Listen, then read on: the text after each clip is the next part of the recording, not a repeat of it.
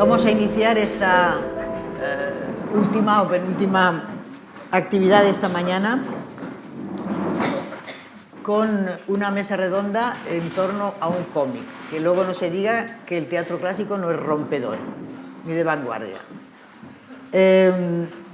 Uno, me parece que es un italiano de estos de la era postsemiótica, dice que requiere muchas veces más esfuerzo interpretar las interpretaciones que otra cosa, ¿no?, sobre una obra, y que hay más libros sobre libros que sobre cualquier otro asunto, ¿no?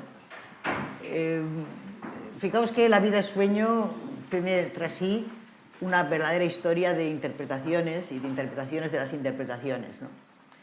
Nunca pensé que después de haber estudiado la obra, de que me entusiasmara, de que hiciera de Rosaura en el colegio en la primera escena, porque nadie, la chica que lo tenía que hacer, que tenía que memorizar todo el texto, le daba mucho miedo caerse de un caballo, y a mí no me costaba nada caerme del caballo. Me caía del caballo, decía lo de hipogrifo violento, que corriste parejas con el viento, que eso nadie lo entendía, ni siquiera yo en aquella época. Y finalmente, pues es una obra que edité, que me entusiasmó, que la asumí casi como una hija y que la he explicado durante mucho tiempo. Lo que yo no esperaba, después, como digo, de tantos años, es que yo acabara de entender la obra del todo leída desde un cómic. Nunca lo pensé, ¿no? Eso que mi generación llamaba tebeo, simplemente, ¿no? Y la verdad es que lo que menos esperaba todavía, que uno de los coautores de este hallazgo, de transcribir o de verter La vida es sueño en un cómic, fuera alguien que me aguantó en clase explicando La vida es sueño. Quienes tenemos la profesión de enseñar teatro clásico, y algo de ello insinué ayer por la tarde, fue esa sensación de derrota que tenemos ante el triunfo de la pantallización, de las pantallas. Vivir en pantalla, los alumnos fijo siempre una pantalla del ordenador, del iPad, de las pantallas de las pantallas, ¿no? Entonces, claro, no soy una generación que participó en esa pantallización. Sí que soy una generación que también por la humildad o lo humilde de mi origen social, reconozco que yo me inicié en la lectura a través de una maravillosa colección que seguramente la gente de mi edad todavía la recuerda, que era la colección Historias de la editorial Bruguera, y que consistía en que te llamaba mucho la atención leer la historia de clásicos. Hasta recuerdo que incluso leí yo la biografía de Julio César, en unos libros que eran estupendos porque cada 3 páginas había una de cómic. Bueno, de tebeo, que en aquella época se llamaba tebeo, ¿no? Como digo, la idea del cómic, la idea de una historia gráfica, la idea de que eso se llama ahora storyboard, ¿no?, pues no es un marco visual y no es ajeno al teatro. De hecho, el storyboard, como sabéis, la mayor parte de vosotros, es una secuencia de ilustraciones en las que se plasma la guía, el boceto de o una escena de película o incluso un montaje teatral. Yo me llevé una enorme sorpresa cuando en Moscú, en el Teatro de Arte de Moscú, me encontré que una maravillosa sala en la cual puedes incluso tener en la mano los más de 1000 storyboards de Stanislavski. Y que es absolutamente fantástico ver cómo él diseñó sus obras y sus montajes con ello, ¿no?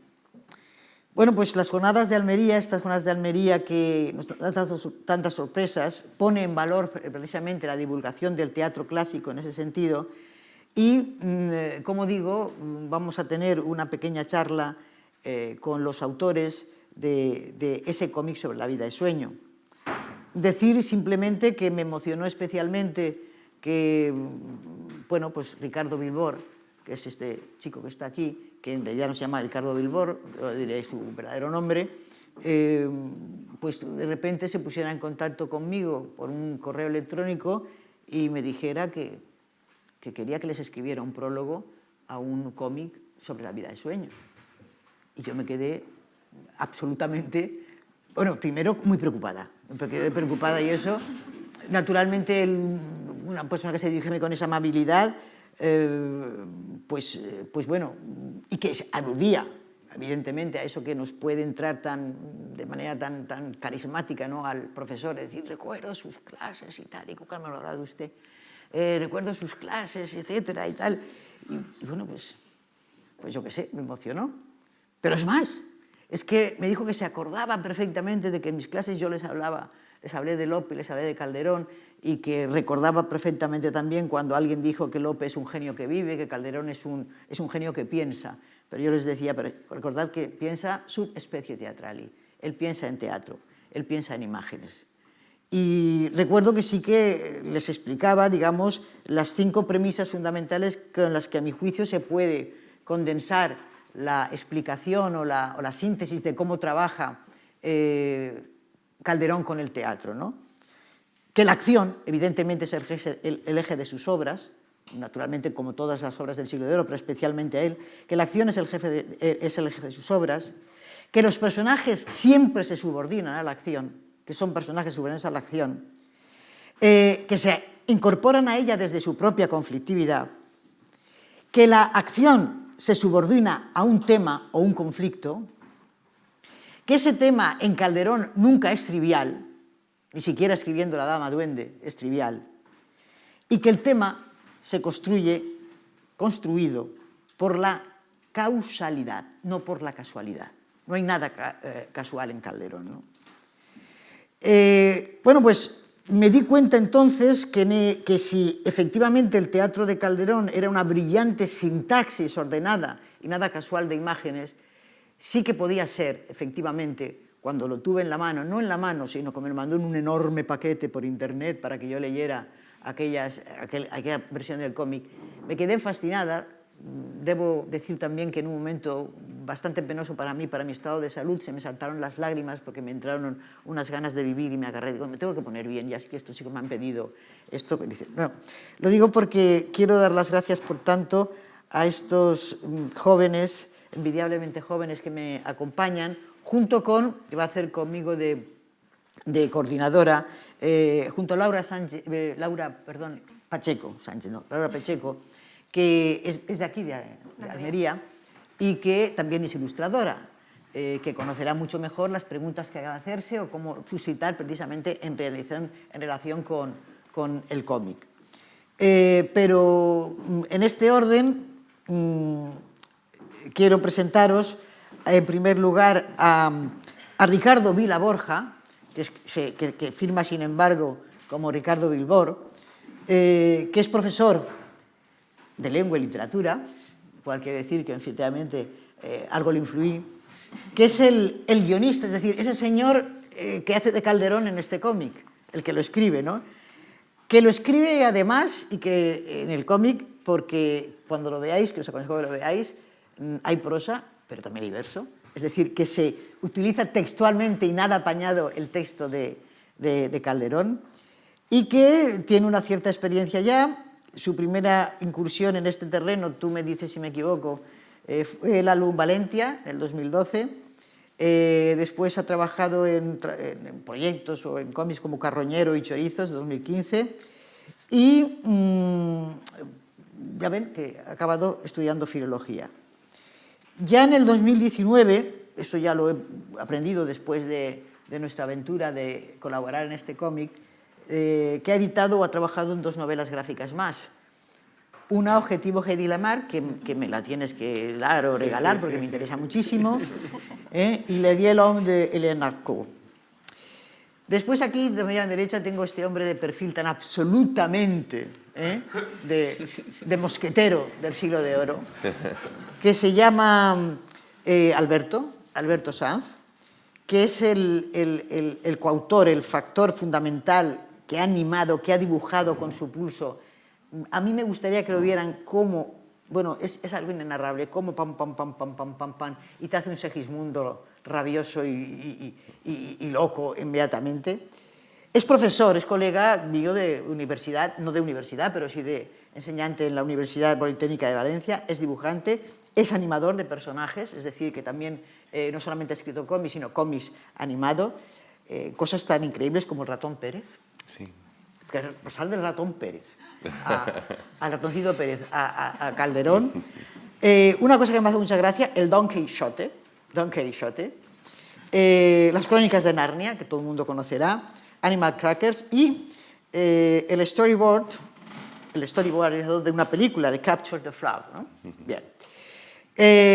Mario Ceballos es también graduado en Bellas Artes, también por la Universidad Politécnica. Tiene la experiencia de haber colaborado de colorista, ¿no? Colorista, ¿se llama así? ¿Colorista o coloreador? No sé, pues colorista. No sé si la versión que pone en tu currículum de La vida de sueño 2017 ya es esta. Sí. Es esta porque se empezó, porque está teniendo una larga gestación, como se explicarán ellos, ¿no?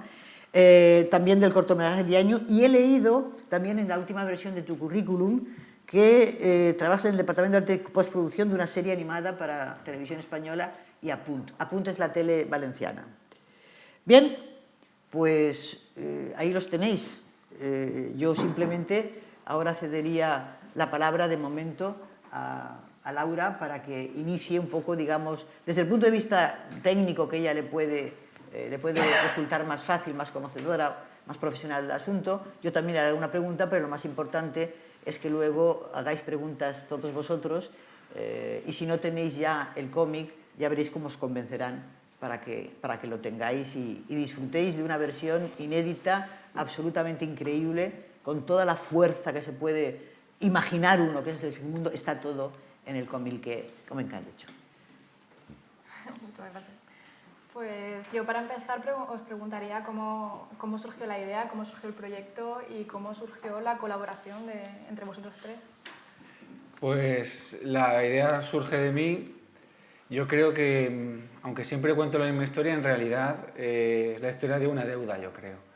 Y a mí me enseñaron desde pequeño que las deudas se pagan. Y uno cuando lee a Calderón, cuando lee a Lope, yo creo que todos los que estamos aquí los hemos leído, uno adquiere una deuda con esos autores.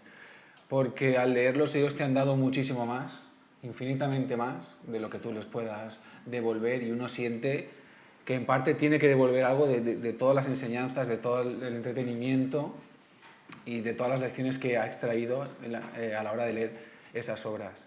Entonces, yo soy profesor de secundaria, soy guionista de cómics y escritor también. Entonces, a mí siempre me ha dado muchísima rabia ver que en otros países Shakespeare tiene adaptaciones de todo tipo, Molière, y nosotros que tenemos genios absolutos, no tenemos, parece que no en general, ¿no? Yo veo aquí mucha gente que es del teatro y demás, tenéis una visión quizá de los clásicos, yo tengo otra muy diferente, la de todos los días lidiar con críos que no se han leído las obras de las que hablo. Creo que es la primera vez que estoy hablando de una obra en la cual el público se ha leído la obra. Yo estoy acostumbrado a decir se gisqué y se miran todos los que me están mirando en ese momento de clase. Pues para mí esto es una satisfacción, ¿no? No voy a tener que explicar el argumento de la obra.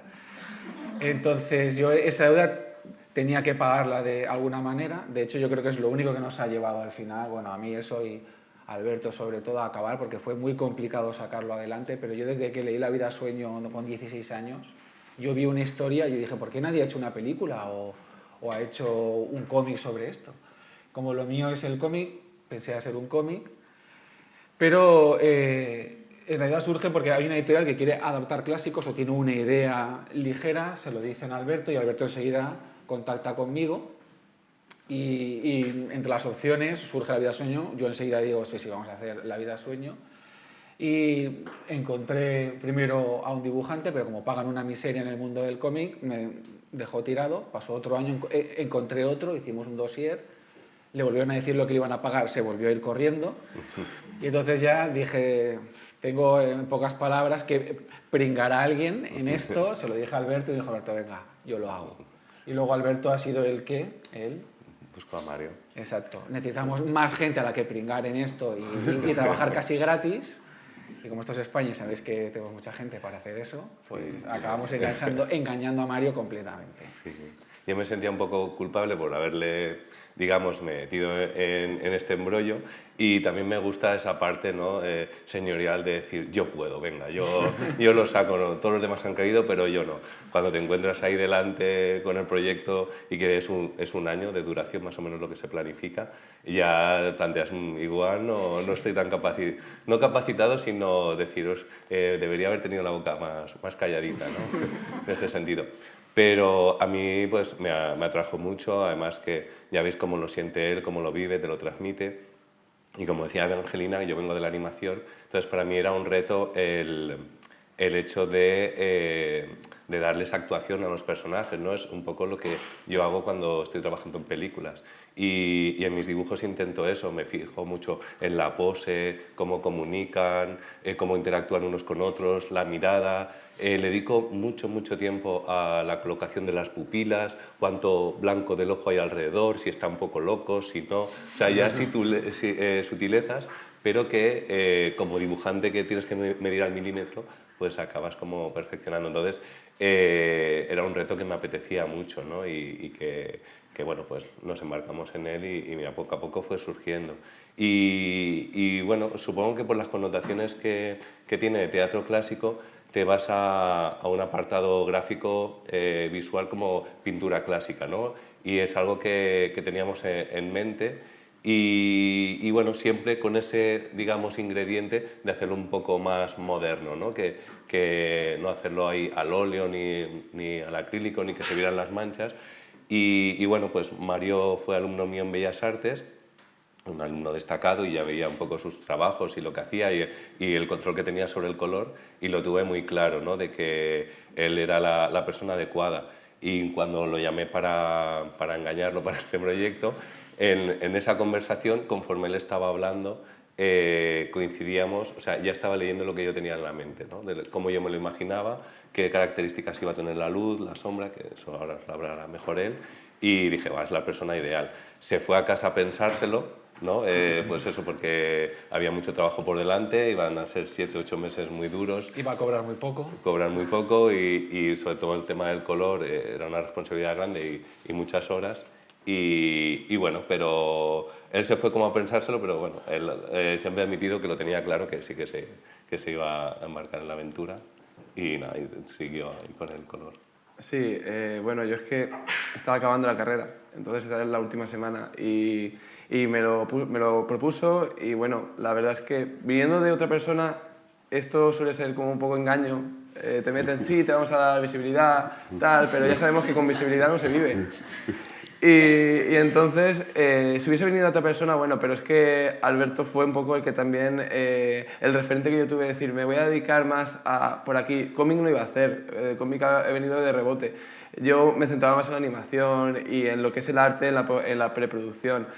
Pero claro, yo vi ahí que si Alberto confiaba era un punto de entrada y no lo tuve, era el momento además adecuado. Lo apañé todo para acabar la carrera, acabar el TFG, acabar todo y centrarme en el cómic el máximo tiempo posible y nada, la verdad es que lo tenía claro, se iba a publicar, era un momento idóneo, se presentó y yo no creo que fuera un engaño porque ahí me ha abierto la puerta a poder seguir trabajando a día de hoy y no haber parado, entonces es un engaño un poco de con final feliz.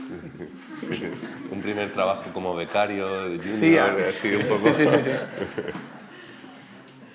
Yo tengo que decir que disfruté muchísimo leyendo el cómic porque más que darme la sensación de que estaba leyendo un cómic, me dio la sensación de estar viendo una película de animación. Entonces, obviamente es porque vosotros todos venís más de, bueno, tú has trabajado en animación, tú quieres trabajar en animación, bueno, estás trabajando en animación también. Entonces, quería saber si, bueno, también he visto otros dibujos tuyos que también has dibujado también cómic y tiene más aspecto de cómic al uso que esto y quería saber si el hecho de que parezca una película de animación, sobre todo en cómo están compuestas las viñetas y todo, el estilo de la narración no es como, realmente da la impresión de que estás viendo escenas, estás viendo más un storyboard que un cómic. y quería saber si esto era buscado o si ha sido un poco de formación profesional. O... Sí, yo creo que de formación profesional principalmente, pero también ahí he notado, porque Richard hace un guión técnico bastante elaborado de, pues eso, la estructuración de viñetas por página, los diálogos y la descripción de la viñeta, ¿no? Un poco la que va a hacer. Y él también, pues, como todos, pues, ha consumido mucho cine y ya se notaba que había ahí un poco de ingredientes que me iban a influenciar. Y otra cosa que yo, comentando lo de la actuación de los personajes, les pido a los guionistas que no me pongan a veces solo la descripción física de la viñeta o del dibujo, sino que me digan qué está pensando el personaje. Porque el pensamiento es lo que te mueve hacia la pose, ¿no? Hacia esa actuación. Yo, respetarme, yo no he estudiado teatro, me encantaría, pero me da vergüenza subirme a un escenario y los personajes pues lo hacen por mí y ya está, ¿no? Es un poco lo que pensaban los animadores. Pero como animadores al final sí que movemos un personaje que sale en una película y tiene que tener unas dotes interpretativas. Es verdad que vosotros como actores pues veréis que casi siempre hacen lo mismo, ¿no? ¿No? Es un poco repetitivo, pero bueno, engancha a los niños, divierte y tal, ¿no? Pero sí que intentamos interiorizar, ver qué está pensando el personaje y llevarlo ahí, ¿no? Entonces, como vengo del storyboard, las planificaciones eran mucho cinematográficas, hay bastantes composiciones horizontales, me guío mucho por los tercios, también a la hora de componer. Y bueno, una cosa que no me había dado cuenta, que me dijo Sento Yobei, es que mi dibujo tenía muchas curvas, que no había líneas rectas. Y claro, es que al animar sintetizas mucho las líneas para ir más a la pose, que tengan un poquito más de expresividad.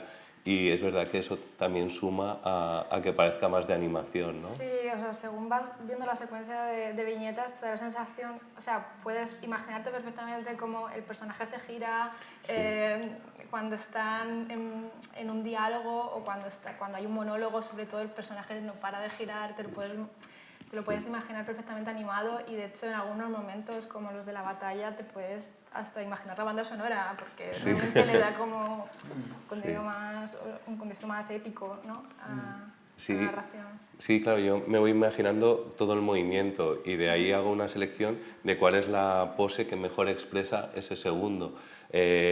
También por influencia de Richard, y lo sigo haciendo en los cómics o lo que sigo preparando de cómic, es que cuando están hablando tengan la boca abierta. En cómics clásicos es bastante habitual que tengan la boca cerrada porque ha pillado en ese segundo, ¿no? Pero es cierto que hay un bocadillo al lado que está hablando, entonces eso dentro de los detalles, pero le da también ese dinamismo. Y yo, pues eso, muevo mucho los personajes, como tú dices, pues de repente le da la espalda, no sé qué, no sé cuánto, y ahí sí que tenía miedo, porque a veces íbamos tan deprisa que yo le pasaba las páginas a Mario y él le tenía que dar color, pero sí que entendía ese movimiento y la luz cambia. Es decir, si todo el rato viene de izquierda a derecha, cuando el personaje gira, también sigue la luz de izquierda a derecha, no se lleva la mancha blanca al otro lado, ¿no? Y eso, pues yo creo que hace que esté más dentro de esa atmósfera que estamos intentando transmitir. Sí, o sea, no solo en el dibujo, también se nota en el color, el tratamiento del color es muy importante. Además, yo os agradecí mucho que al final del cómic aparecen unas páginas explicando cómo ha sido el proceso y ahí explicáis que la luz también es muy importante, ¿no? El tratamiento de la luz y el tratamiento... Bueno, explícanos cómo has trabajado esto. Cuando has dicho lo de no se parecía tanto a un cómic es porque tradicionalmente el cómic construye la volumetría en el negro de la tinta. El negro es lo que apoyaba todo. Cuando solo tenían una tinta de color, si no podían darle mucho volumen. Entonces nosotros hicimos lo contrario. El volumen lo da más la luz. Porque luego con el tiempo y hablando en varias presentaciones y tal, me he dado cuenta que tenía mucho sentido que en una obra que está basada en una obra de teatro sea la luz la que construya el volumen más que la sombra, porque son los focos. Y entonces lo comentaba también Sento, y no es que fuera una cosa que pensábamos directamente, pero tenía sentido y venía como un poco dada por todo lo que era la obra. Entonces, claro, como no iba a haber entintado en negro y sabíamos que se puede quedar todo muy plano, era importante el acentuar todo el perfil y además que se vea mejor el perfil, que era importante que se apreciara la diferencia de personajes. Entonces el blanco nos ha servido como para siempre tener el punto de luz, siempre tener el foco en el personaje en el que está ocurriendo la acción y siempre que todo tenga una coherencia estilística en ese sentido. Y intentábamos que hubiera un claro oscuro dramático por también la época y ese rollo pictórico que tiene mucho claro oscuro, pero que con el punto de luz siempre marca la diferencia y el blanco absoluto se trata muy poco en la pintura, tiene muy pocas pinceladas, el punto de luz es lo más importante y ahí nos llevamos siempre por esa forma de generar una cosa pictórica. Sí, como se nota mucho como la atmósfera que se crea también es muy medieval, como te puedes imaginar el interior del castillo, que son muy oscuro, sí. pero cuando el sol está abajo entra y realmente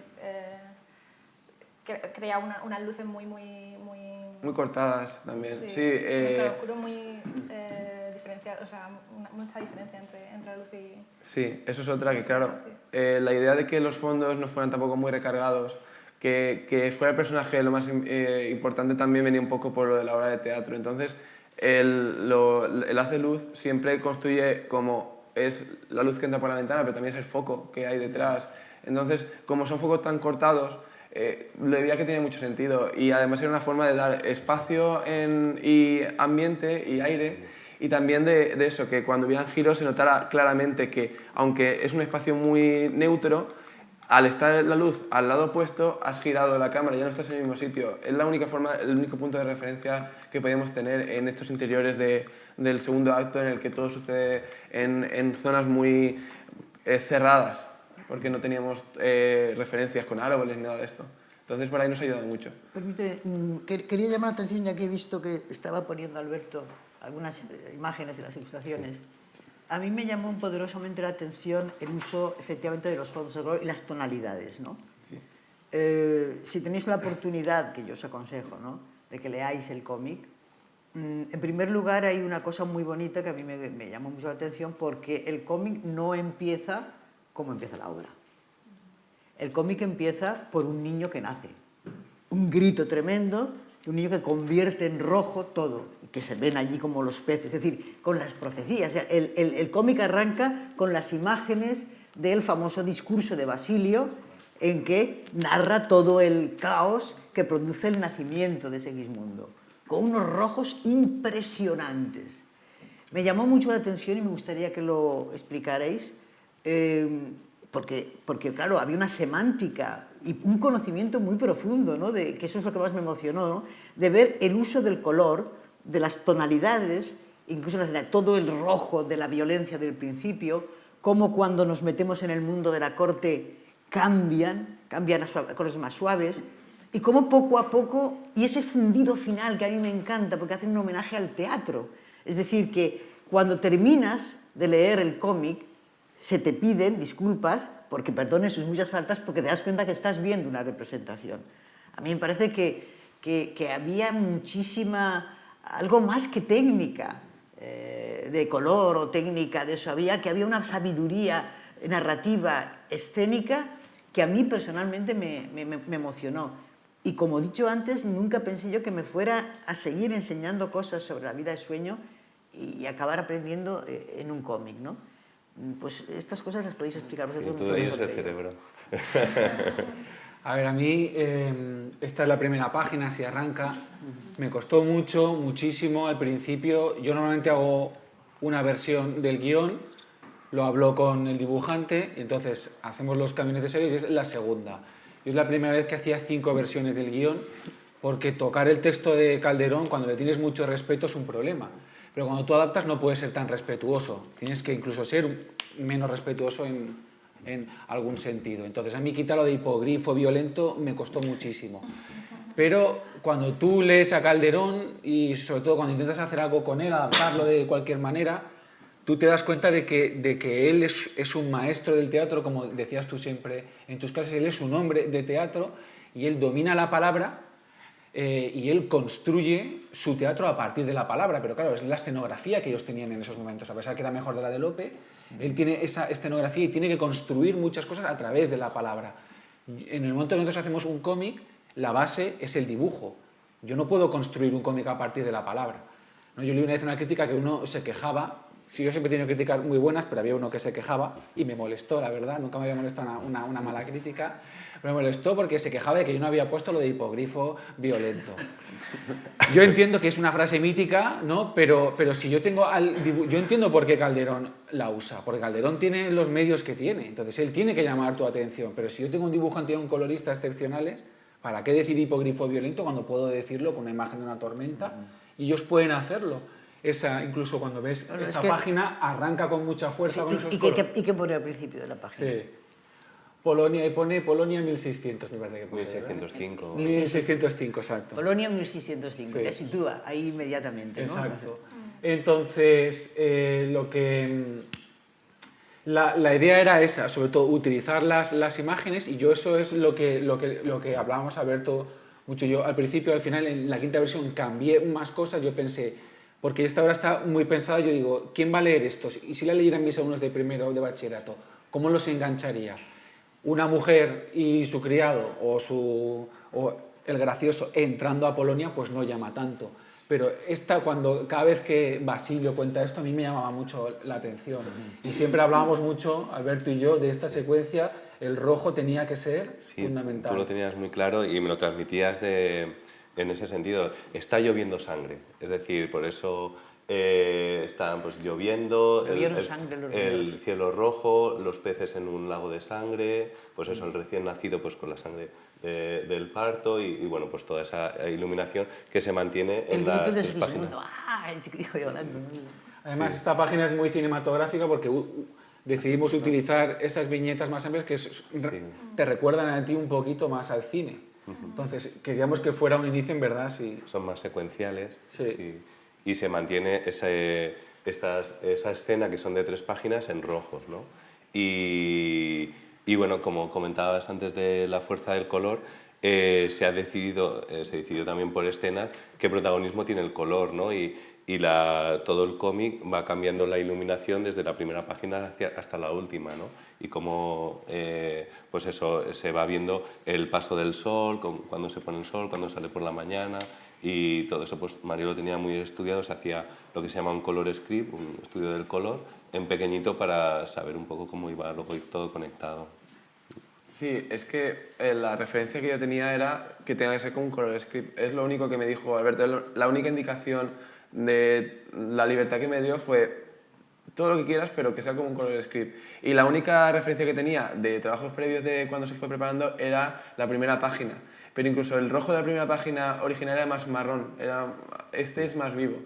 Entonces tenía 2 páginas de referencia y todo lo demás ya fue dado con lo que sucedía en la acción. Pero lo de la psicología del color es una cosa que yo he estudiado en la carrera, es una cosa que en el cine es súper importante y nosotros teníamos una visión muy cinematográfica.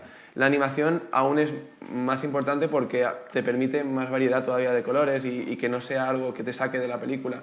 Entonces yo durante la carrera estudié mucho el color en la animación y cómo de sutil, cuando estás viendo te das cuenta, pero cómo de rojos son los cielos cuando hay un villano o cuando está pasando algo, una acción que es terrible en ese momento y es tan descarado, pero como lo tenemos tan asimilado, en la psicología del color lo que te representa, no lo aprecias, no aprecias que de golpe ha pasado de un cielo azul a un cielo rojo.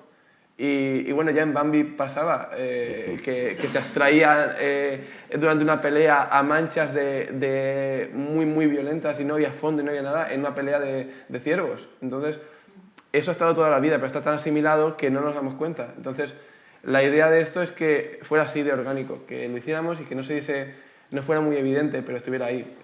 Para nosotros sí, porque era una pelea constante con el sentido. ¿Dónde va a estar ahora el sol? ¿En qué punto está?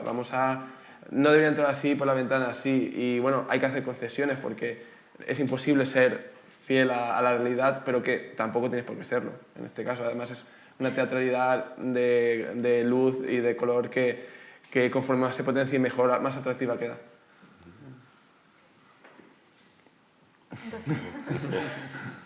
Si nos podéis explicar cómo ha sido entonces el proceso de trabajo, porque entiendo que tú has estado también muy involucrado en el dibujo también desde el principio. O sea, la manera de trabajar, ¿cómo es vuestra manera de trabajar? Porque hay algunos guionistas que escriben el guión, se lo dan al dibujante, que se busque la vida. Sí, no. También es que Alberto y yo somos amigos y ya hemos hecho algo antes juntos, entonces tenemos muy buena relación. Pero yo siempre que hago un guión hablo con el dibujante y lo hago a la carta, como él quiere.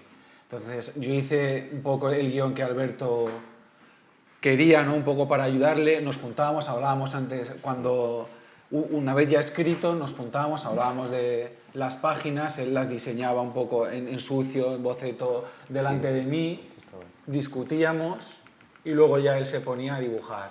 Entonces una vez él ya lo dibuja, empieza mi parte preferida porque yo ya no tengo nada que hacer más que criticar y tocar las narices. Pues esto es muy sencillo, yo le digo, dibujo una batalla con 300 personas y ahí te las apañas. Entonces, claro, él luego la dibuja y yo tengo que llegar a decir, esto no me gusta. Cuando él lleva un día entero o dos dibujando. Los cascos de esa época no eran así. Sí, no, con eso, de hecho, él quería ser más fiel, pero yo le dije, mira, incluso en el teatro barroco había muchas veces, ellos incluso se quejaban de que había cosas que no pertenecían a aquella época. Y dije, por eso, no te obsesiones mucho con eso, porque eso era algo que... El anacronismo no. Los anacronismos era algo que Lope incluso llega a criticar alguna vez, entonces eso no era, pero sí que, jolín, claro, yo soy muy puntilloso. Sí. Entonces, pero para mí esa es la parte más divertida porque yo he terminado mi trabajo y me dedico a tocar las narices a él, como a supervisar. Sí, no, es una maravilla trabajar con él porque lo tiene muy claro. Es decir, desde que tiene escrito el guión, lo visualiza. Él también tiene nociones del dibujo, tiene inquietudes de dibujante, entonces se nota ya que se imagina la viñeta y que la compone bastante. Entonces, claro, cuando tú dibujas algo es muy difícil meterte en su cerebro, o sea, haces tu aportación. Entonces, pues al principio me decía, es que esto lo veo yo así, tal, no sé qué, no sé cuánto. Y vas viendo que con esta serie de correcciones o aportaciones yo voy más lento. Entonces, en un momento dado le dije, mira, déjame yo que haga, por ejemplo, packs de 10 páginas, las ves y ya vemos alguna cosa, algún detalle, pero si vas página a página, pues vas mucho más lento, ¿no? Y bueno, pues eso, nos fuimos organizando y poco a poco pues vas sacando un poco más la dinámica. Y a mí me ayuda mucho porque me manda fotos de referencias, de los castillos, de los objetos, las espadas, las botas. Nos era un poquito complicado a veces, eso que decíamos, de encontrar los elementos. Claro, hoy en día Google y Maze, ¿no? Pero de donde más íbamos era a la película de Ala Triste, por esa época, alguna serie de televisión. Pero si buscas en Google de ropa de ese año, pues son unos dibujitos que hay y poco más, no encontrábamos mucha información. Y bueno, para que veáis un poco el proceso de la página, yo lo primero que pongo son los textos para saber lo que van a ocupar, cuánto espacio voy a tener y dónde los voy a ubicar. Hago un pequeño boceto así rayajo de lo que son las personas, los personajes y lo mismo, dónde van a componer. Él, como ya decía que conoce dibujo, él incluso aquí ya visualizaba qué estaba pasando, ¿no? Y eso me ayuda mucho como dibujante. Ya hacía un dibujito más limpio, más claro, ¿no? Aquí es cuando yo lo critico y tiene que cambiarlo todo. Sí. Esta, por ejemplo, era bastante compleja porque no se entendía en las 4 viñetas de arriba que él se iba. Por ejemplo, veis, la cuarta viñeta está todavía en boceto porque no encontraba la manera de que se viera que salía del trono y se iba a otro pasillo para luego encontrarse aquí con Clotaldo. Entonces, cuando me encontraba así bloqueado, lo dejaba y seguía dibujando más páginas y luego ya lo retomaba cuando visualizaba ese momento, ¿no? A veces, pues, él, por ejemplo, lo tuvo muy claro que ya que estábamos, eso que estamos diciendo, en imágenes y en cómic, que se movieran por los espacios, ¿no? Porque en teatro todo ocurre en un mismo sitio. Entonces, sí que esta transición de que van de un sitio a otro, pues tendría que quedar plasmada. En teatro también los personajes entran y los mutis eso fue para el guión es lo más complicado, porque hacen mutis, vuelven, aparecen y eso no puede estar en el cómic. O sea, en el cómic no puede ser un personaje y entrar cada 2 por 3. Claro. Entonces, tú eso tienes que pensar un poco, a este personaje sí que lo voy a mantener, lo voy a poner en otro sitio, o aquí hacer estas transiciones de un sitio a otro, porque es que no tiene nada que ver, claro. Y bueno, pues eso, va avanzando, limpio el dibujo y esto ya es otra página. A este nivel es el que yo le pasaba luego a Mario para que él hiciera ya el color, ¿no? Entonces aquí creo que ahora ya en una fase de color plano, ¿vale? Aquí pues ya daba un poquito con el tono y los colores que iban a predominar. Hacíamos primero esta fase y luego veis ya la que habéis visto con capas de sombras, luces... Sí, la fase de antes sería lo que es un cómic normal. Sí. Y de pronto viene la magia de Mario de convertirlo en... Esto es lo que se haría... con texturas y, Sí. y que la luz es la protagonista del dibujo. Esto sería hacer un cómic rentable y de acuerdo a lo que te pagan, pues más o menos te saldría bien. Pero claro, esto, pues poner el color plano que costaba unas 8 horas, una cosa así. Sí. Y luego lo otro a color, pues igual, y a todo lo que es el color, pues serían dos o 3 días de trabajo.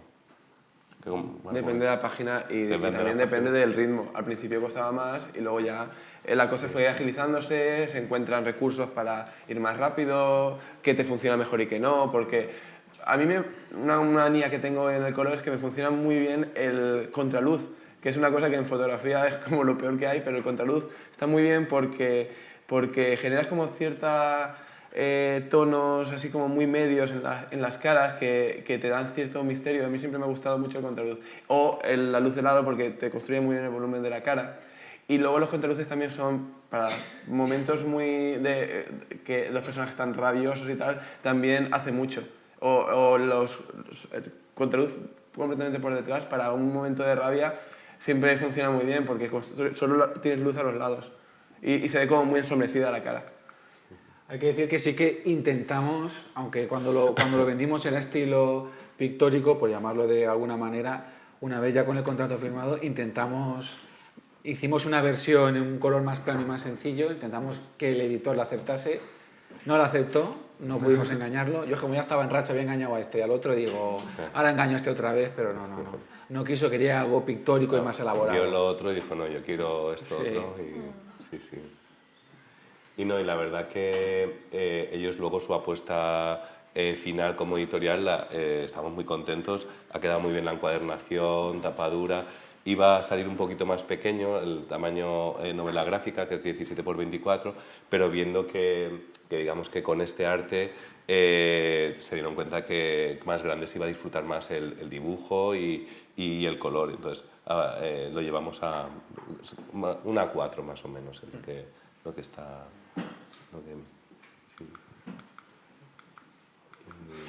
Y para el desarrollo de el diseño de los personajes, ¿os basasteis, como es una obra clásica, os basasteis en representaciones que ha habido de la obra o habéis tenido otras referencias? Para los personajes, a Alberto le gusta siempre trabajar con fotos o de actores. Siempre me pide, ¿tú qué actor crees que podría ir? Yo le envío fotos de actores. Lo que sí que teníamos claro, por ejemplo, lo que hablamos mucho es que, por ejemplo, Estrella sí que tenía que ser, digamos, más que guapa iba a decir, pero tiene que ajustarse al canon de lo que consideramos bello hoy en día. Pero sí que queríamos que Rosaura tuviera mucha fuerza, por eso le pone esa nariz. Queríamos que fuera un personaje distinto a lo normal. No queríamos yo le dije, para mí no tiene que ser la típica guapa o la que se considera guapa. Tiene que tener algo especial y ser diferente al resto porque ella es diferente. Entonces yo creo que con la que más trabajamos fue, yo creo, con la cara de Rosaura, ¿verdad? Rosaura es la que, como el personaje principal, ella y Segismundo me costó un poquito más, pero digamos que cuando te lees la descripción del personaje ya estamos un poco contaminados en cuanto a la morfología de una cara, ¿no? Y por ejemplo, en este de Estrella, si el que está en rojo, ese es el primer boceto antes de ver las referencias estas de Penélope Cruz y aquella actriz y tal. Pero digamos que gracias a ese boceto vas buscando como actrices o actores similares por si tienes que sacar algún matiz más, alguna expresión, etcétera, etcétera. Pero Pero bueno, sí que en esta obra, por ejemplo, este que es más serio, el personaje es más solemne, es un hombre militar y tal, pues buscaba unas líneas como más rectas, la barba está mejor recortada que la de Sigismundo, que es más salvaje, el pelo, ¿no? Así de lado, su pose pues sacando un poco de pecho, ¿no? La capa de lado. El traje iba a ser un poquito más oscuro, pero claro, en cómic pues quedaría muy poco visible y se fue hacia un color azul más frío, ¿no? Entonces él, pues como secundario cómico, un poco Sancho Panza, ¿no? Iría por estas líneas más ovaladas, los ojos más abiertos. En realidad es Jack Black el actor, ¿te acuerdas? Sí, sí, sí. Es Jack Black el Sí, actor. nos fijamos en eso. O sea que...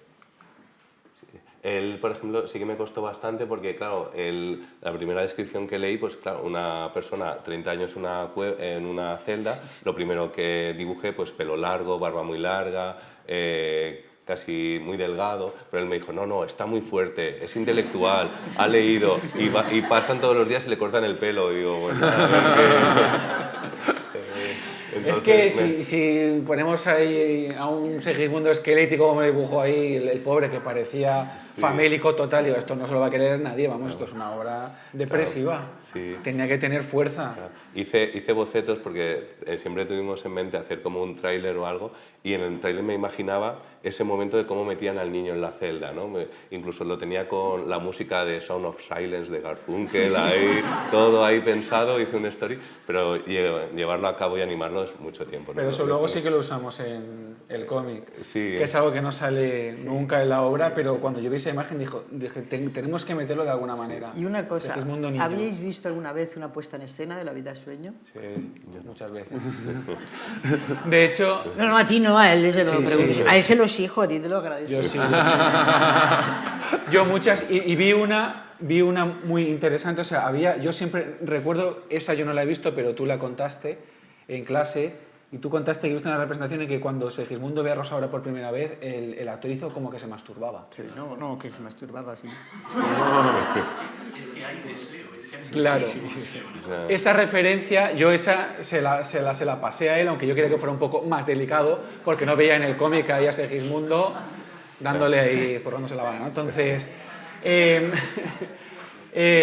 lo que también copié yo de una representación, una que vi yo, a mí me gustó mucho cuando Segismundo, en uno de sus monólogos, lo que hizo el actor, le pusieron una tabla justo debajo, saltó, cayó sobre la tabla, hizo un ruido impresionante, y todo ese monólogo él lo hace en el patio de butacas. Rompe completamente la cuarta pared, porque en esos monólogos él rompe eso. Y iba tocando a la gente incluso, ¿no? Y aquello fue, y a mí me impactó, y por eso nosotros, yo a él, yo creo que es a lo que más vueltas le estuvimos dando. Tenemos que romper nosotros, no la cuarta pared, quizá la cuarta viñeta, no sé cómo llamarlo, pero lo hicimos también de una manera un poco diferente, porque Segismundo tiene que hacer eso. Yo creo que es una de las cualidades fundamentales, cuando él reflexiona cómo escapa de todo. Y una pregunta, si tuvierais la oportunidad con la financiación adecuada, etcétera, etcétera, de que trasladarais esto, bueno, no tanto como trasladarlo, sino que partiendo de esta colaboración pasaréis a la imagen en movimiento, es decir, hacer una versión de La vida es sueño en dibujos animados, perdonad la expresión dibujos animados, pero no, Sí, bueno, se me ocurre otra. Sí, dibujos. ¿Aceptaríais? Sí. Yo lo que comentamos muchas veces y lo que más me gustó es que es una historia atemporal, es decir, trabajamos conceptos que hoy en día se siguen trabajando, él lo sabrá explicar mejor, pero hoy en día, ¿qué puede ser? Bueno, ya han pasado 15 años de la película, pero Matrix, ¿no? Todo este concepto de qué es real, qué no es real. Yo creo que pues es algo que yo vi cuando me presentó el proyecto, que seguía trabajando en algo actual y que hacíamos como abanderados de volverlo a poner sobre una mesa y decir, que esto es increíble, ya hace 400 años alguien lo supo analizar muy bien y lo podemos seguir pues mostrando y visionando, ¿no? Yo creo que es la obra más universal de Calderón, y así muchos lo entendieron, desde Goethe hasta Wagner. Y a mí me encantaría hacer una película, creo que, no sé, no puedo creerme lo que decía al principio, que haya sobre otros autores y Calderón no tenga película o incluso una película de dibujo, yo creo que quedaría muy bien. Y sí, vamos, Si tuviéramos la oportunidad... Y tenemos comprobado que, el formato, que las viñetas que son más panorámicas, más cinematográficas, funcionan muy bien. Sí. Que da buena imagen a la cámara la historia. Además que es una historia, yo creo, antes tú hablabas de las pantallas, yo creo que La vida al sueño es la obra que no, es que sigue siendo lo más actual posible. Yo cuando la enseño en clase, aparte de hablarles de Matrix también como hacías tú, Evangelina, yo siempre les digo a ellos que todos percibimos la realidad a través de pantallas y prácticamente estamos encerrados, vivimos un poquito encerrados con pantallas de televisión, de móviles, de tablets, de cine, de todo, y es un poquito como se cría Segismundo. Él tiene una ventana, nosotros tenemos una pantalla. Me gustaría daros la palabra para que hubiera de todo. Me pregunto si en qué medida... Bueno, me va bien igual. No se me va bien. Me pregunto que en qué medida...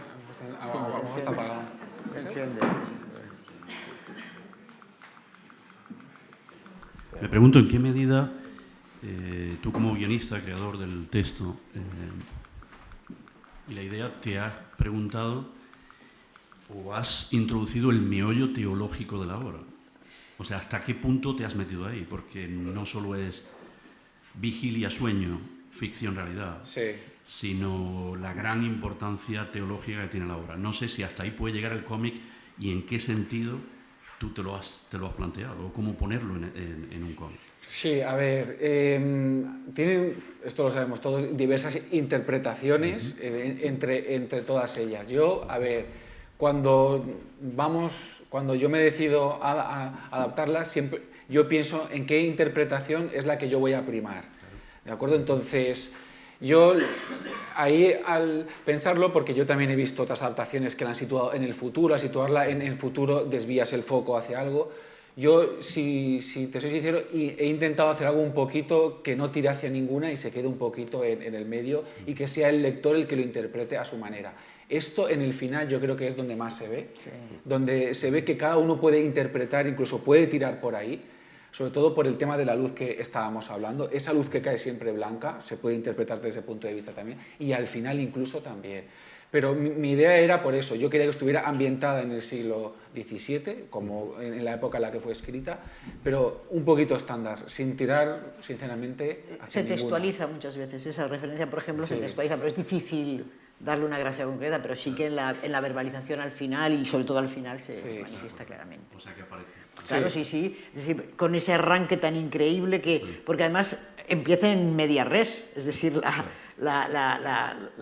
empieza, digamos, describiéndonos el famoso, el monólogo el discurso de Basilio, con lo cual, digamos, sí que se hace referencia a un horóscopo, etc. Ahora, la parte teológica, bueno, yo creo que el cómic no lo toca específicamente más que textualmente y como referencia, porque, como él dice, él tiene una traslación gráfica complicada, ¿no? Exactamente.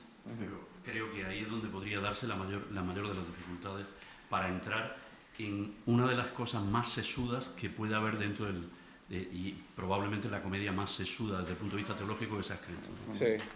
Pero entiendo perfectamente las limitaciones, estoy deseando de leerlo y de tenerlo presente, incluso de escribir sobre ello, ¿no? Pero precisamente en esa dinámica, sí. O sea, son esos los temas que me van a interesar, precisamente para darle valor a el riesgo que habéis tomado a la hora de iniciar un proyecto como ese, los tres, ¿no?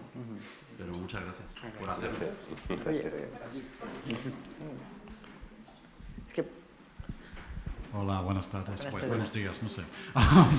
Pues muchas gracias. Tengo que confesar que no he leído el cómic todavía. No sé si se lee los cómics. Pero tengo mucho interés en hacerlo. Simplemente un comentario pequeño y luego una pregunta. Hay una película de La vida es sueño, pero se llama El príncipe encadenado. Es muy malo.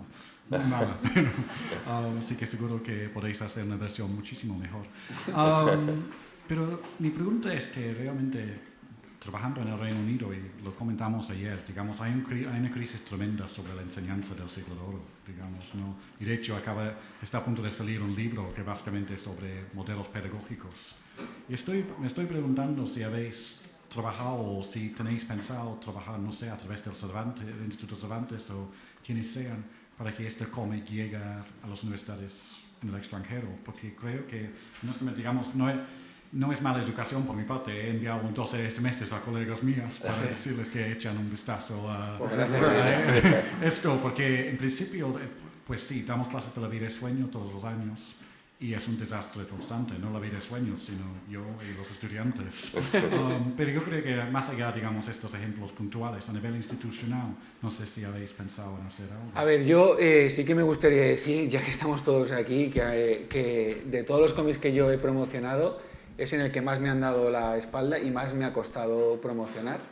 O sea, hemos intentado muchísimas cosas. Yo he vivido en Inglaterra, he vivido en Estados Unidos, pero yo di clase de español en Estados Unidos hace poco y he intentado vender el cómic allí precisamente para los institutos. Estamos en ello, pero cuesta muchísimo. La idea que nos has dado de Cervantes no se me había ocurrido, pero te la voy a robar si no te importa. Lo voy a intentar también, pero de verdad que a veces es descorazonador, de verdad, el poquísimo apoyo.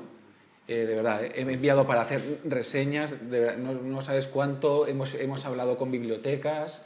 Hemos intentado casi todo, pero yo también tengo un trabajo y tengo una limitación. Pero de verdad que nos han dado la espalda mucho. Sí. Ya. Mira, yo lo único que podía hacer, lógicamente, es, cuando he explicado la vida del sueño, a partir de eso, pues claro, la bibliografía está en mi universidad, en la biblioteca de Humanidades, que se llama, que está unificada, pedí por favor que se han comprado 10 ejemplares. 10 ejemplares. Están prestados permanentemente. No me dejaron comprar, y por supuesto me dijeron que sí inmediatamente. A mí no me dejan comprar. Sí, sí. Bueno, no compres, sino que pides que la... A ver si puedo conseguir. Sí, sí. Buenos días a todos. Muchísimas gracias. Me llamo Mar, no lo sabéis, pero me habéis dedicado un ejemplar de vuestro cómic. Soy Mar. Bueno, pues ante todo, muchísimas gracias. Para mí ha sido un descubrimiento increíble y varias cosas que yo así al paso veo, ¿no? Habéis creado entre vosotros, escribiendo entre amigos, como decíamos ayer de la Expo Moreto, habéis creado vuestra propia puesta en escena. Yo lo que oigo, se lo he oído a muchos directores de escena. La propia Elena Pimenta, con la que me ha permitido trabajar con su puesta en escena de La vida es sueño, hace relativamente poco, ella también trabaja en storyboard. Es muy frecuente que los directores de escena empleen este sistema para un poco marcarle al resto del equipo artístico el transcurso de la acción. O sea que estáis absolutamente dentro de lo que estamos todos. Y además, lo que me ha llamado la atención, además de lo que explicáis, es algo de lo que no habéis dicho nada, que es vuestra propia síntesis del texto, vuestra propia versión. Es magnífica. No solo por lo que no contáis, es por cómo contáis lo que contáis y qué transcurso le dais. Es brillante. Muchísimas gracias y enhorabuena. No, gracias. Muy bien.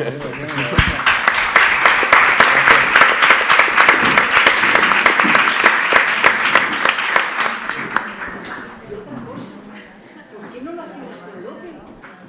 lo hacemos con otras Si yo tuviera que elegir, perro de los pelanos? yo elegiría El castigo sin venganza. El castigo sin venganza. Sin ninguna duda. Con la niña dura. Sí. La otra, la soft. El perro Hay sangre y tragedia, exacto. Yo pienso igual. Yo, para el siguiente proyecto de estas características, que ahora se está yendo muy bien, es lo del crowdfunding, es decir, que recibir la financiación antes, porque nosotros con esto, como hemos mencionado, el dinero que nos pagan es muy poco, es una apuesta que hacemos y una vista de que luego se venda y nos llevamos un porcentaje de royalties y tal, ¿no? Pero luego, pues como veis, está siendo bastante difícil moverlo. Pero está funcionando esta otra cosa de del crowdfunding, y es una manera pues igual de conseguirlo, ¿no? Si hay gente muy interesada, llevarlo a cabo, porque nosotros pues un año de nuestra vida así altruista, vale, pero ya más pues, es complicado, ¿no? Es un poquito difícil, pero bueno, yo sigo jugando a la lotería, creo, no he comprado nada, pero oye, nos encantaría poder llevarlo a cabo y la verdad que se disfruta mucho. Hola, bueno, yo quería daros la enhorabuena y me ha encantado ver la sinergia que se ha creado entre vosotros a partir de eso que me gusta a mí tanto, que son los proyectos que nacen de la ilusión y de los sueños, ya que hablamos de esta obra, ¿no? Y quería preguntarte a ti, Ricardo, concretamente, ya que eres profesor de secundaria como yo, si has tenido la oportunidad de experimentar con tus alumnos la reacción a partir de que lean esta obra, o tienes algún feedback de algunos chicos de secundaria que hayan podido leerla y hayan podido expresarte su opinión. Pues mira, te voy a sonar tonto, pero en clase no lo he utilizado porque me da mucho reparo decirle a mis alumnos que se compren mi obra. Pues eso no hay que hacerlo, hay que perder eso. Ya, pero es que me siento como si me estuviera aprovechando de ellos y no. Pero sí que de otros institutos sí que me han escrito, me han dicho que lo han utilizado. A ver, yo ten en cuenta que yo pienso, mi público objetivo aquí, para mí son alumnos de 16, 17 años.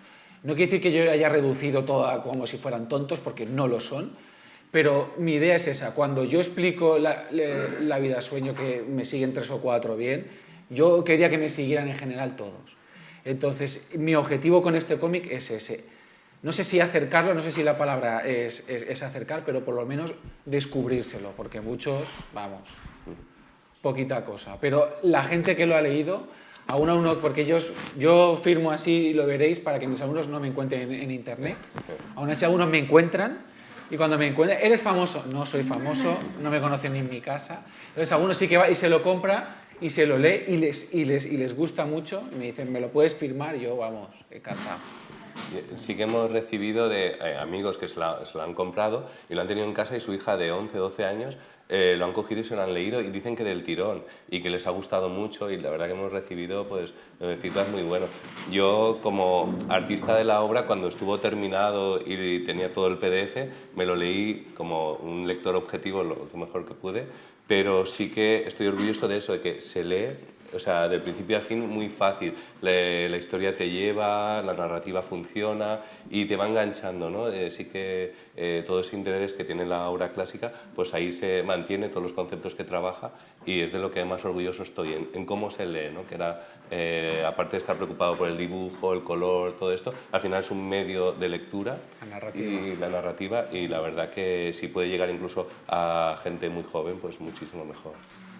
¿Alguna intervención más? Perdón. Es que este mundo a mí me interesa y me gustaría saber si habéis hecho pruebas concretas de lectura con niveles distintos de la enseñanza y con qué edad, porque es que incluso como libro para la escuela, para los institutos, para la enseñanza, se podría también promocionar, sí, porque es que me parece que es una excelente obra y esto puede atraer a los niños. Por aquí se les va a dar, como a nosotros nos hacían, que nos hacían leer el Quijote cuando teníamos 10 años en papel biblia. O sea, que ya eso, pero este tipo de, pues llegar a los niños muy bien, porque están ambientados en este mundo del cómic. Y cuando yo iba a comprar alguna librería en Sevilla, se habían agotado los que habían pedido. O sea que sí, era la época de Reyes y se habían agotado. Entonces sería conveniente que pusiera como en los juguetes. Esto, por ejemplo, es apropiado para niños de tal a tal edad. Para ellos solos, sin tener que introducirlo, porque claro, lo leemos con una mentalidad nosotros completamente distinta a ellos que no saben nada. Son totalmente inocentes en este campo y es la primera vez que reciben la historia. Entonces, si pusierais, por ejemplo, pues esto es aconsejable, porque yo tengo unos niños pequeños y voy con ellos y veo pues esto de niños de 3 a 6 años. O de 6 a 10. Sí. Entonces es importante porque también así los padres se podrían orientar con respecto a qué lectura comprar los hijos. Claro, lo que pasa es que eso depende un poquito de la editorial. Nosotros ahí no tenemos mucha voz. La verdad, tampoco creo, no sé si el editor querría hacerlo así, pero es una buena idea. Lo que pasa es que promocionarlos, sobre todo entre colegios y demás, implica que tienes que ir uno a uno. Sí. Y esa labor tengo que hacerla yo, porque la editorial no se implica en eso. Nosotros no tenemos detrás, es una editorial que ha hecho una buena edición y todo, es una gran editorial, pero no gasta dinero en la promoción. Toda la promoción, sobre todo, la hemos hecho nosotros y yo con contactos que tengo, pidiéndole a la editorial, dándole listas, envíalo aquí, envíalo allá. Por eso os digo que mucha gente me decía que sí que iban a hablar de ello en revistas como en Hot Down o cosas, y luego no han hablado nada. Entonces, es muy complicado. Nosotros lo seguimos intentando, hemos ido a bibliotecas, presentaciones en bibliotecas, sí, lo vamos a seguir intentando, pero a veces a mucha gente se le llena la boca hablando de todo esto y luego no hacen nada. Vale. Había una petición de palabra por allí, creo. ¿Sí? ¿Había alguna? Y después, aquí. Yo he visto el libro al salir, lo he comprado, y aparte de leerlo yo, se lo voy a regalar a mi hija. Mi hija ya es mayorcita, pero tiene un montón y le encantan los cómics y demás. ¿Pero qué cómics tiene ella? Pues de los vikingos, de Thor, de personajes, ¿cómo se llama?, mitológicos y demás, ¿no? Y también muchos de series de televisión, es decir, allá donde raya lo comercial. Sin embargo, yo he visto vuestro libro y me he quedado, digo, esto, pero vamos, es una idea genial porque de alguna manera contribuye a dar conocimiento al tema del teatro clásico y sobre todo del teatro español a quien está leyendo, a quien demanda este tipo de lecturas. Habéis hablado antes, quizá Evangelina lo ha sacado, el tema de los dibujos animados. Cuando yo era pequeño, nos hemos tragado todos el Mickey Mouse, el Coyote, toda esta gente, que maldita la gracia que tienen, algunos, bueno, más que otros, pero a mí me hubiera gustado que hubiera dibujos, que hubiera habido dibujos en que hubieran aparecido personajes como los de Sigismundo, o como los de Lope, o como los de Moreto, como mucha gente, ¿no? Yo me estoy enterando ahora de lo que hay, de pequeño ni idea, ni de desarrollo ni idea.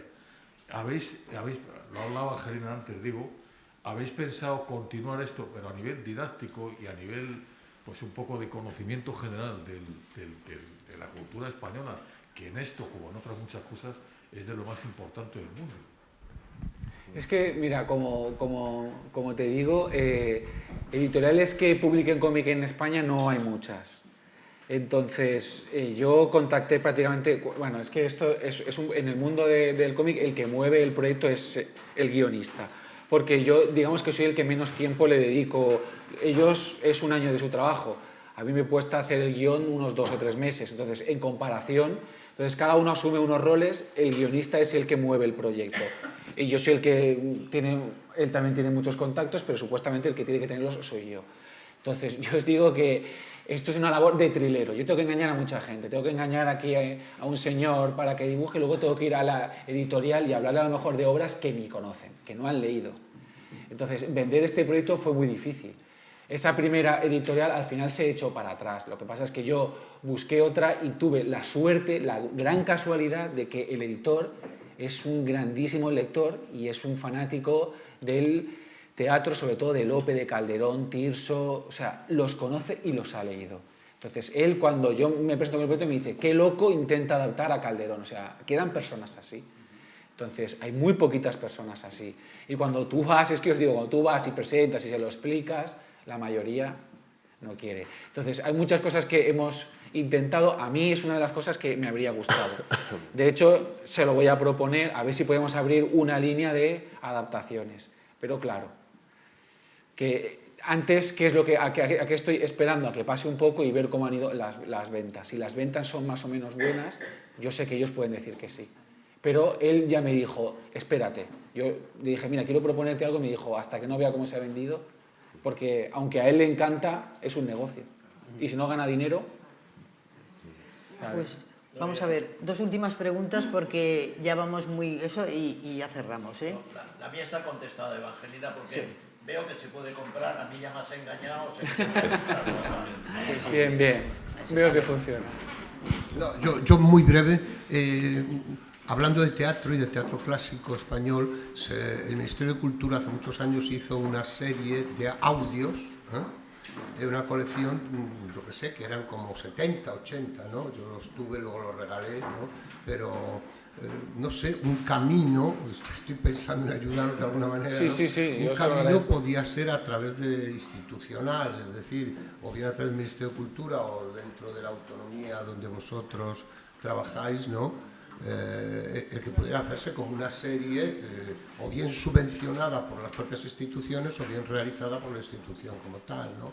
Eso por una cosa. Por otra, lo que has hablado de Estados Unidos, tú has estado allí.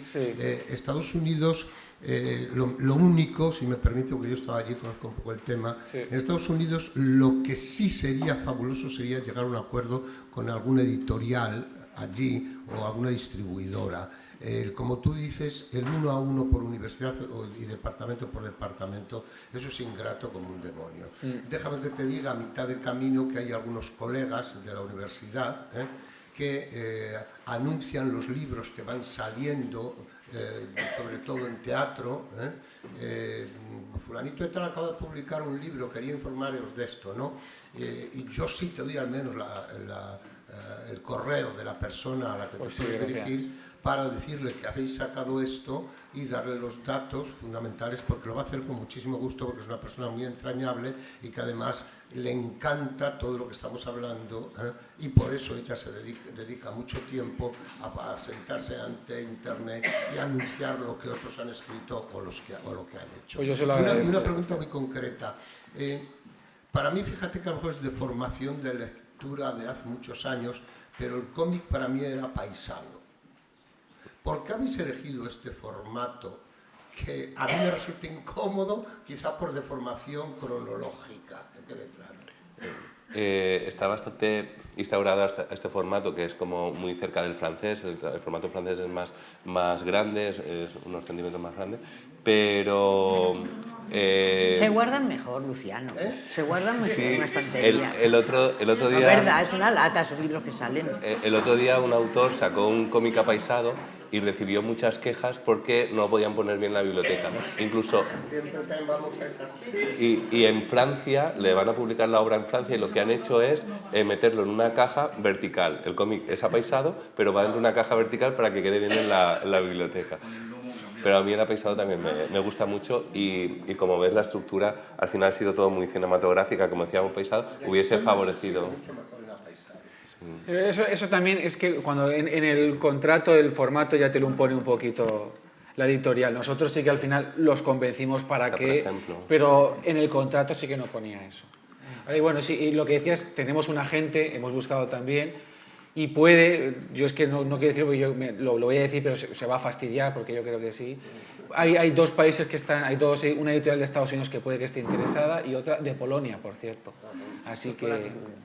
Bueno, están en negociaciones, no lo sé. Agradezco muchísimo la atención, pero un congreso, aunque sea en su último día, o precisamente por ser el último día, va muy, muy cogido de tiempo. Muchísimas gracias a vosotros. Y quiero terminar diciendo una cosa. Sabéis que Valencia, entre otras cosas, aparte de las fallas, Valencia tiene otras cosas.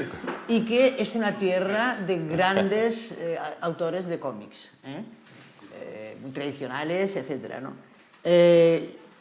Paco Roca, que es uno de ellos, se ha publicitado que ha entrado oficialmente en los museos, porque ha entrado obra suya en el Instituto Valenciano, el famoso IVAN, Instituto Valenciano de Arte Moderno, ¿no?